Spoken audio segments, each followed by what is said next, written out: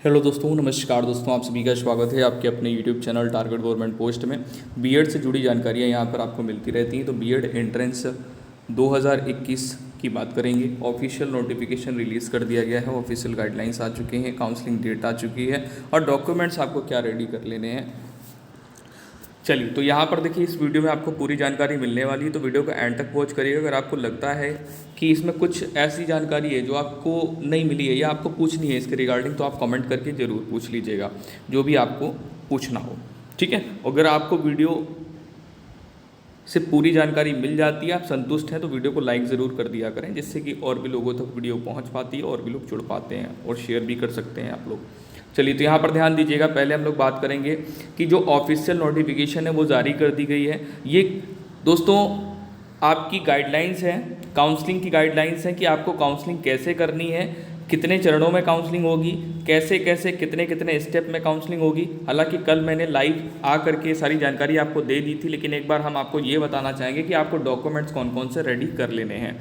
तो चलिए चलते हैं ऑफिशियल नोटिफिकेशन में। तो दोस्तों आ चुके हैं ऑफिशियल नोटिफिकेशन में। जो काउंसलिंग की गाइडलाइंस है वो जारी कर दी गई है। एंड में जो आपका प्रोसेस होगा, यानी जब आप रिपोर्ट करेंगे जा करके अलॉटेड कॉलेज में, तो रिपोर्टिंग टाइम पे आपके पास में कौन कौन से डॉक्यूमेंट होने चाहिए। तो यहाँ पर देखिए, documents required for reporting time.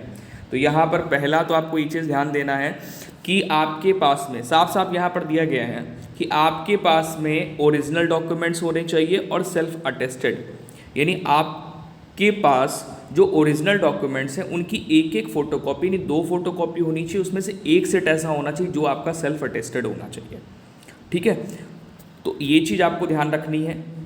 Self attested का मतलब होता है कि फ़ोटोकॉपी में खुद से उसको वेरीफाई करना, खुद अपने नीचे आपको अपना नाम डाल देना होगा उस फोटोकॉपी में, जो भी जितने डॉक्यूमेंट्स होंगे उन डॉक्यूमेंट्स में। फ़ोटोकॉपी की बात कर रहे हैं, यानी जो उसकी क्या होती है, हाँ बिल्कुल, फ़ोटोकॉपी। चलिए, अब यहाँ पर ध्यान ये दीजिएगा कि आपके पास में जो अलॉटमेंट लेटर है वो होना चाहिए। पहली बात तो भाई, इसके बिना तो कुछ होना ही नहीं है। कैसे आप बोलोगे कि हमें ये कॉलेज अलॉट हुआ है। दूसरा दोस्तों, दूसरा यहाँ पर डॉक्यूमेंट्स ये है कि आपके पास में एप्लीकेशन फॉर्म, जब आपने अप्लाई किया होगा तो आपके पास एक एप्लीकेशन फॉर्म होगा। एग्ज़ाम देने गए होंगे तो एडमिट कार्ड होगा, और स्कोर कार्ड नहीं निकलवाया है तो ये तो मस्ट है, स्कोर कार्ड निकलवाना पड़ेगा आपको। उसमें सारी डिटेल होगी, कितनी रैंक है आपकी, कितनी कैटेगरी रैंक है, और बाकी आपके नंबर वहाँ पे। चलिए, इसके बाद में आप ध्यान दीजिए कि तीसरा डॉक्यूमेंट्स आपका ये है कि आपका proof of date of birth. अब यहाँ पर आपसे बोला गया है कि आप अपना 10th क्लास का सर्टिफिकेट लगाएंगे, ठीक है। तीसरा डॉक्यूमेंट्स ये। चौथा डॉक्यूमेंट्स ये है कि all marksheet and certificates up to qualification examination, ये सारे आपको लगाने हैं, ओरिजिनल आपके पास होनी चाहिए। पांचवा डॉक्यूमेंट्स है कैटेगरी, जैसे ओबीसी हैं, एससी या एसटी हैं तो आपको कैटेगरी सर्टिफिकेट लगाना होगा। सब कैटेगरी वेटेज अगर आपने लिया है तो वेटेज सर्टिफिकेट आपको यहाँ पर देना होगा, और आपके पास ओरिजिनल डॉक्यूमेंट्स होना चाहिए जो कि वेरीफाई किया जाएगा। इसके बाद में एक ओरिजिनल आईडी प्रूफ आपके पास होना चाहिए, जो कि आधार कार्ड आप लेकर के जाएंगे और उसका फोटोकॉपी आपके पास होना चाहिए। सारे डॉक्यूमेंट्स की फोटोकॉपी, 2-2 फोटोकॉपी आपके पास होनी चाहिए, मतलब ऐसी फोटोकॉपी कि आप इनसे 2 सेट बना सको। चलिए, यहाँ पर 2 passport size photograph of candidates, तो 2 की जगह आप 4 ले लीजिएगा। अगर आवश्यकता पड़ती है तो यूज़ करिएगा, वरना आपकी बच जाएगी। इसके बाद में सबसे इम्पोर्टेंट चीज़ ये है, ये आपको संभाल के रखनी है, सभी शुल्क प्राप्तियों की फ़ीस। जब आप फीस पेमेंट ऑनलाइन करते हैं तो फीस रिसिप्ट निकल के आती है, वो आपको संभाल के रखनी है। एक आएगी आपकी 5,750 रुपये की, और दूसरी जो भी आप बैलेंस फ़ीस पे करेंगे तो वो दूसरी आपकी फ़ीस रिसिप्ट होगी, ठीक है। तो ये थी जानकारी आपको डॉक्यूमेंट्स को लेकर के।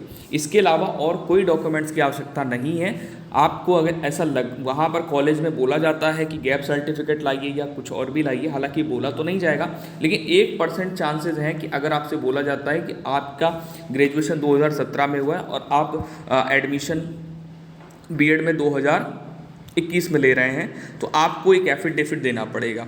तो वो आप बाद में भी बनवा के दे सकते हैं, लेकिन आपका एडमिशन हो जाएगा, उसमें कोई भी शक नहीं है। वो कॉलेज आपका अलॉट हो चुका है, पूरी फीस आपने पेड कर दी है और इतने डॉक्यूमेंट्स आपके पास होने चाहिए जो कि आपके एकेडमिक के लिए वेरिफिकेशन का काम करेंगे। ठीक है, मतलब जो डिटेल आपने दी है वो सारी इनसे आपकी मैच करी जाएगी एप्लीकेशन फॉर्म से कि हाँ भाई जो डिटेल आपने दी है वो सारी आपकी बिल्कुल सही है। और आपका जो सर्टिफिकेट है कैटेगरी सर्टिफिकेट ये 2021 का होना चाहिए, नहीं है तो 3 साल तक वैलिड होते हैं, 3 साल से पुराना नहीं होना चाहिए, आपको ध्यान रखना है। ठीक है, काउंसलिंग डेट की बात करेंगे तो आपने काउंसलिंग डेट न्यूज़पेपर में देख ही ली होगी कि 17 सितंबर बोली जा रही है, लेकिन ये अभी कंफर्म नहीं है। जब तक सभी यूनिवर्सिटीज़ अपने रिजल्ट डिक्लेयर नहीं करती लास्ट ईयर वाले, तब तक काउंसलिंग आपकी नहीं शुरू होगी। हालांकि काउंसलिंग की डेट 10 तारीख के बाद में निश्चित की जाएगी, अभी कुछ नहीं, क्योंकि इससे पहले शेड्यूल जारी किया जाएगा। जब शेड्यूल जारी किया जाएगा और फिर उसके बाद में उन्हीं डेट के अकॉर्डिंग कितने राउंड में होनी है काउंसलिंग वो तो आपको पता चल गया है, लेकिन फर्स्ट राउंड में कितने फेज़ होंगे और किस फेज़ में आप सम्मिलित होंगे ये